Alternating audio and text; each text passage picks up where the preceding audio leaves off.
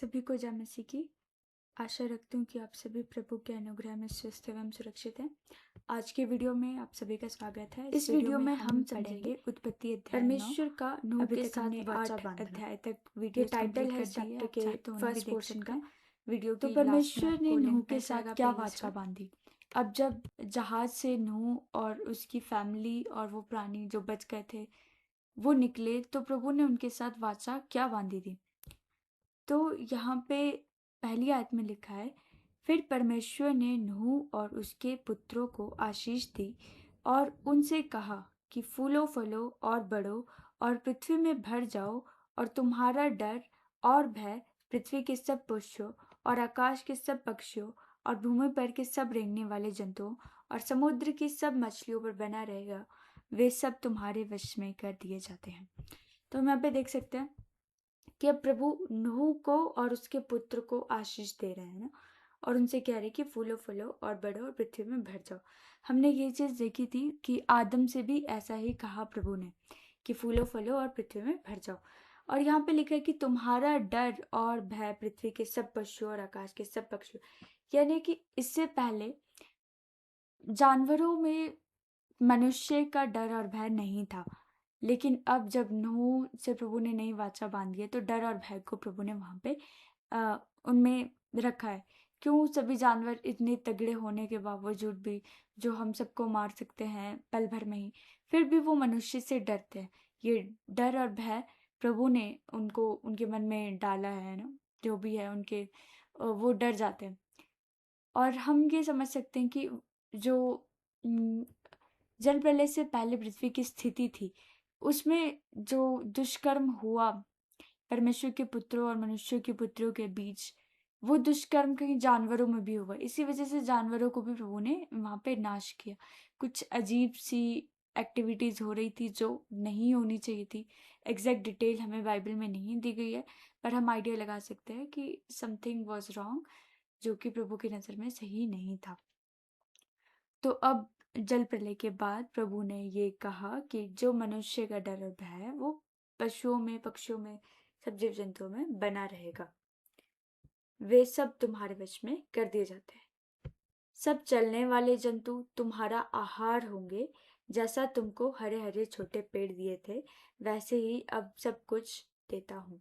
तो पहले मनुष्य को सिर्फ हरे पेड़ दिए थे ना, पेड़ पौधे दिए थे, लेकिन अब कहा कि चलने वाले जंतु यानी कि मांस भी मनुष्य खा सकता है।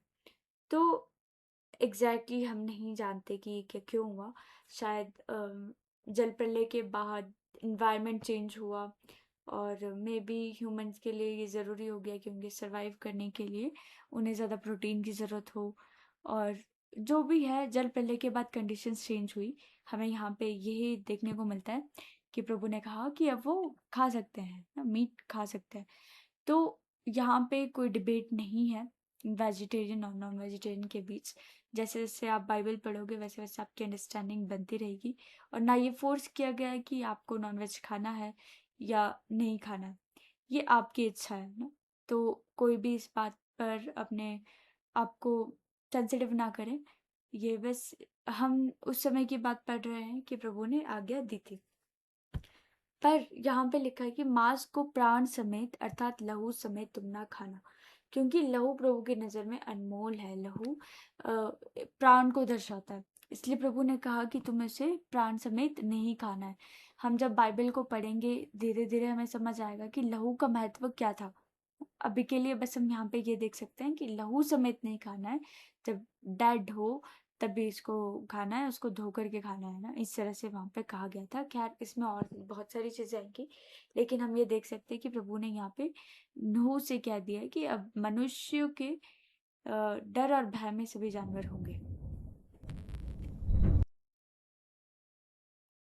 God gave Noah the same kind of mandate he gave Adam in the beginning of creation, Genesis 1:28, because Noah in a sense began all over again. तो जैसी आज्ञा प्रभु ने आदम को दी थी वैसे ही नूह को भी दी। जैसे आदम को प्रभु ने उत्पत्ति 1:28 में कहा था कि परमेश्वर ने उनको आशीष दी आदम और हवा को, और उनसे कहा फूलो और फलो और पृथ्वी में भर जाओ और उसको अपने वश में कर लो और समुद्र की मछलियों तथा आकाश के पक्षियों और पृथ्वी पर रहने वाले सब जंतुओं पर अधिकार रखो। तो हम यहाँ पे देख सकते हैं कि किस तरह से जो प्रभु ने आज्ञा दी थी आदम को कि पृथ्वी पर तुम्हें अधिकार रखना है, फूलना फलना, वैसी ही सेम आज्ञा नूह को दी, क्योंकि फिर से सारी चीजें दोबारा शुरू हो रही थी।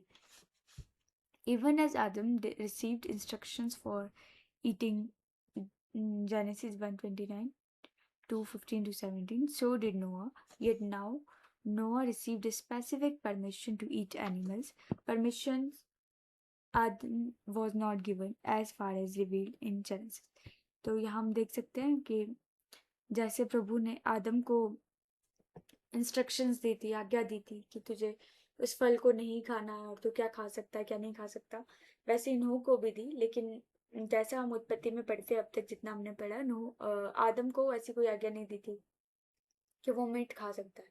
लेकिन यहाँ हम देख सकते हैं कि प्रभु ने नूह को ये आज्ञा दी, आज्ञा या परमिशन दी, आज्ञा नहीं कहेंगे, परमिशन दी कि वो खा सकता है।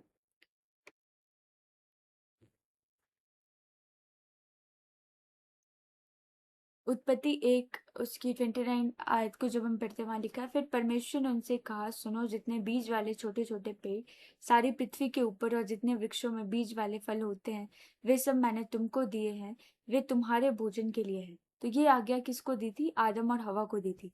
वैसे जब हम उत्पत्ति 2 अध्याय 15 से 17 पढ़ते हैं वहां लिखा है, तब यहोवा परमेश्वर ने आदम को लेकर अदन की वाटिका में रख दिया कि वह उसमें काम करे और उसकी रक्षा करे। तब यहोवा परमेश्वर ने आदम को यह आज्ञा दी कि तू वाटिका के सब वृक्षों का फल बिना खटके खा सकता है, पर भले या बुरे के ज्ञान का जो वृक्ष है उसका फल तू कभी ना खाना, क्योंकि जिस दिन तू उसका फल खाए उसी दिन अवश्य मर जाएगा। तो ये हमने देखा कि कैसे प्रभु ने आदम को आज्ञा दी थी, वैसे ही प्रभु नूह को भी दे रहे हैं। 5वीं आयत में लिखा है, और निश्चय मैं तुम्हारा लहू अर्थात प्राण का पलटा लूंगा, सब पशुओं और मनुष्यों दोनों से मैं उसे लूंगा। मनुष्य के प्राण का पलटा मैं एक एक के भाई बंधु से लूंगा। जो कोई मनुष्य का लहू बहाएगा उसका लहू मनुष्य ही से बहाया जाएगा, क्योंकि परमेश्वर ने मनुष्य को अपने ही स्वरूप के अनुसार बनाया है। और तुम तो फूलो फलो और बढ़ो और पृथ्वी में बहुत बच्चे जन्मा के उसमें भर जाओ। तो यहाँ हम देख रहे हैं कि प्रभु अब वरीड थे कि कोई तुम आपस में लड़ो नहीं। जैसे हमने देखा कि कैन ने अपने भाई हाबिल को भी मारा था और भी बहुत सारी चीजें जो हुई है। तो उसमें कहा प्रभु ने कि एक दूसरे का लहू मत बहाना, है ना, एक दूसरे का प्राण मत लेना। तो अगर तुम ऐसा करते हो तो प्राण का बदला प्राण से लिया जाएगा। तो पुराने नियम में वही था, ईंट का जवाब पत्थर से। लेकिन जब प्रभु यीशु मसीह आए और व्यवस्था को पूरा किया, उसके बाद चीजें चेंज हुई है। फिर हमें अनुग्रह का समय मिला है, प्रभु ने फिर बदला है, माफ करने की आज्ञा दी है, ये सारी चीजें हैं। खैर, पॉइंट यहाँ पे ये है, हम ये नहीं कह रहे कि पुराना नियम गलत है, ना ये कह रहे हैं कि यहाँ पे जो बातें लिखी है वो गलत है। बात सिर्फ इतनी है, न्याय करना किसका काम है? परमेश्वर का काम है। हमारा काम न्याय करने का नहीं है। और जब परमेश्वर ने कहा है कि अगर तुम किसी मनुष्य का लहू बहाओगे तो फिर मनुष्य का लहू अगर बहाए तो फिर दूसरे मनुष्य का भी बहेगा, यानी बदला लिया जाएगा। और बदला लेना किसका काम है? परमेश्वर का है। तो हमारा काम नहीं है, हम यहाँ पे कोई डिबेट नहीं करेंगे। और यहाँ पे नूह से कहा गया है कि तुम फूलो फलो और बढ़ो और पृथ्वी में बहुत बच्चे जन्मा के उसमें भर जाओ। अब हम देखते हैं आगे लिखा है, फिर परमेश्वर ने नूह और उसके पुत्रों से कहा, सुनो, मैं तुम्हारे साथ और तुम्हारे पश्चात जो तुम्हारा वंश होगा उसके साथ भी वाचा बांधता हूँ, और सब जीवित प्राणियों से भी जो तुम्हारे संग है, क्या पक्षी, क्या घरेलू पशु, क्या पृथ्वी के सब बनेले पशु, पृथ्वी के जितने जीव जंतु जहाज से निकले हैं, सबके साथ भी मेरी ये वाचा बनती है। और मैं तुम्हारे साथ अपनी इस वाचा को पूरा करूंगा कि सब प्राणी फिर जल प्रलय से नाश ना होंगे, और पृथ्वी के नाश करने के लिए फिर जल प्रलय ना होगा। तो प्रभु ने अब नूह और उसके पुत्रों से एक वाचा को बांधा ना, एक वादा प्रभु ने किया कि अब जिस तरह से मैंने जल प्रलय अभी ला करके पृथ्वी को नाश किया है, आगे से ऐसा नहीं होगा। और इस बात का प्रभु ध्यान रखेंगे कि वो जो स्वर्गदूत गिराए गए थे ना, वो फिर से वो गलती ना करे जिसके लिए उनको कैद करके रख दिया गया है ना। ये हमने पिछले अध्याय में देखा, और भी हम इसके बारे में डिटेल में आगे पढ़ते रहेंगे। तो ये हमने यहाँ पे देखा। अब प्रभु ने वादा किया न केवल पुत्रों से लेकिन जीवित प्राणियों के साथ भी प्रभु ने इस वाचा को बांधा है कि अब जल प्रलय के कारण पृथ्वी इस तरह से नाश ना होगी, मनुष्य इस तरह से नाश ना होगी। लेकिन एक न्याय जरूर होने वाला है, जो कि कैसे होगा, आग से होगा, है ना। आग, जब प्रभु न्याय के लिए आएंगे। इसके बारे में हम आगे और अच्छे से पढ़ेंगे, लेकिन अभी के लिए बस इतना था कि जल प्रलय से तो अब पृथ्वी का नाश नहीं होगा। फिर परमेश्वर ने कहा, जो वाचा मैं तुम्हारे साथ और जितने जीवित प्राणी तुम्हारे संग है उन सब के साथ भी युग युग की पीढ़ियों के लिए बांधता हूँ, उसका यह चिन्ह है कि मैंने बादल में अपना धनुष रखा है। वह मेरे और पृथ्वी के बीच में वाचा का चिन्ह होगा, और जब मैं पृथ्वी पर बादल फैलाऊं तब बादल में धनुष दिखाई देगा। हम सब ने रेनबो देखा है ना, और ये इस बात का प्रतीक है रेनबो की। जब बारिश रुकने लगती है हम देखते हैं ना 7 कलर्स इन द स्काई, कि कितने खूबसूरत वो लगते हैं। तो जब भी हम उन्हें देखें तो हम इस बात को याद करें कि प्रभु ने ये वाचा बांधी है कि अब से जल प्रलय नहीं होगा। ये एक साइन है, कि ये चिन्ह है, ये निशान है उस बात का ना, कि अब से जल प्रलय के कारण मनुष्य नाश ना होगा।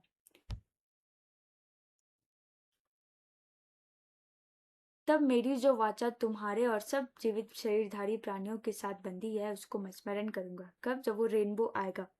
तब ऐसा जल प्रलय फिर ना होगा जिससे सब प्राणियों का विनाश हो।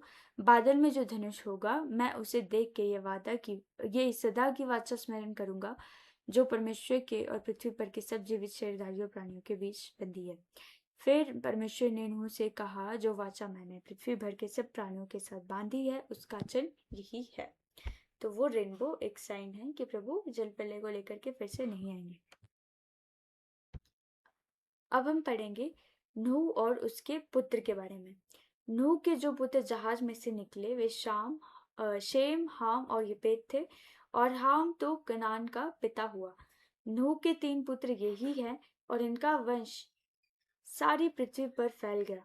और नूह किसानी करने लगा, और उसने दाख की बारी लगाई, और वह दाख मधु पीकर मतवाला हुआ और अपने तंबू के भीतर नंगा हो गया।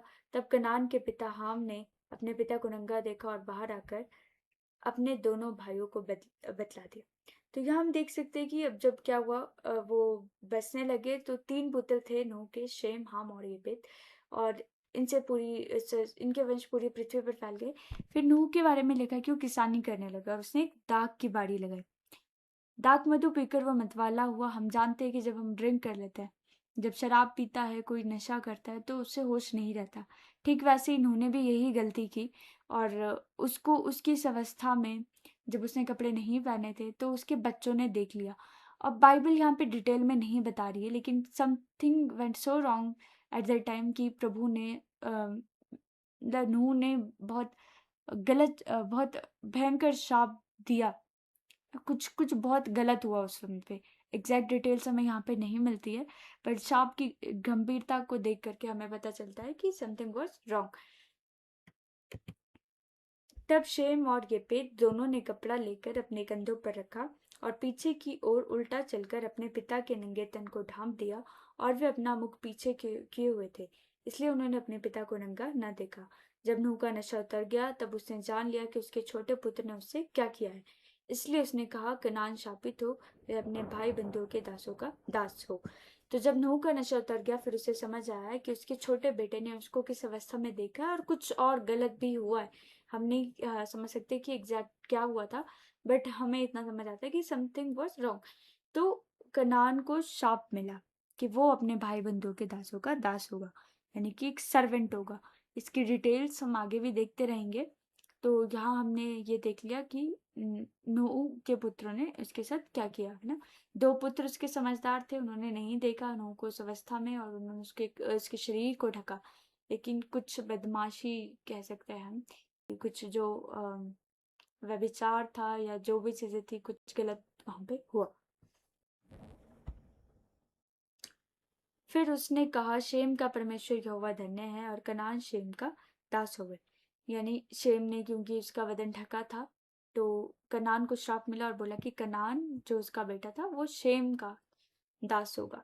परमेश्वर येपेत के वंश को फैलाए और वे शेम के तंबुओं में बसे और कनान उसका दास हुए। कनान मतलब शेम का भी दास होगा और येपेत का भी दास होगा। और येपेत और शेम को नूह ने ब्लेस किया। जल प्रलय के पश्चात नूह 350 वर्ष जीवित रहा और नूह की कुल अवस्था 950 वर्ष की हुई।